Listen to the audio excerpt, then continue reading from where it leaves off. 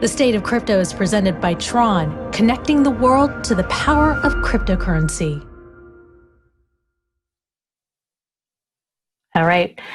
Latest news out is that a top executive at FTX, Ryan Salome, who was the head of the FTX Digital Markets Group, a subsidiary of FTX in the Bahamas, actually was a whistleblower and notified Bahamian authorities about commingling funds among FTX's entities. And more with that, with CoinDesk Global Policy and Regulation Managing Editor Nick Day, who is also the editor of CoinDesk's The State of Crypto newsletter. Nick, good morning. What can you tell us about what these court documents show about what Ryan Salome had revealed?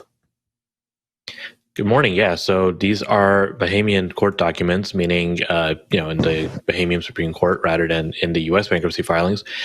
But basically, it looks like Ryan Salome, as you mentioned, told local authorities that there were issues where FTX was commingling funds and allowing Alameda access to customer funds, and that's what led to the appointment of joint provisional liquidators in the Bahamas. So the joint provisional liquidator process in the Bahamas is similar, not the exact same thing, but a similar process to bankruptcy in the U.S. Basically, the Bahamas government kind of forced FTX to move into this process before they voluntarily filed in the U.S. So this was November 9th, a couple days before FTX filed for bankruptcy in the U.S. And it's kind of, the timeline now kind of suggests that this is where things went from, FTX has a hole in its balance sheet and it's in trouble and needs fundraising, to, maybe they actually do need to for sure file for bankruptcy now. Do we know when Salome notified Bahamian authorities that may have any significance in the timeline? Yeah. So that was November 9th, I believe the document said. So 2 days before they filed for bankruptcy in the U.S. and, right around when the joint provisional liquidators were appointed in the Bahamas. So Nick, it seems like the way it went was that I guess he had noticed basically a big transfer of funds from FTX to Alameda, right? That was the issue, is that somebody was trying to plug a hole in Alameda, and my understanding is that there were only three people who had access to that kind of those wallets or those accounts that could have done that.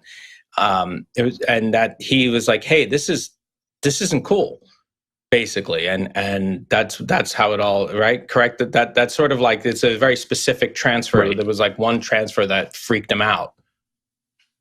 Yeah. So according to the court documents, he claimed that this is either Sam Bankman-Fried, of course, Nishad Singh, who is another one of the executives at FTX in Alameda, or Gary. I'm blanking on his last name, but he said that only three. Yeah. So he said there are only three executives who had this ability to conduct these transfers. It's worth noting that he is, clearly turning, or seems to have turned whistleblower. So, I think one of the questions that we've had is whether or not people, a broader group of FTX executives have had this ability to, monitor and transfer these funds.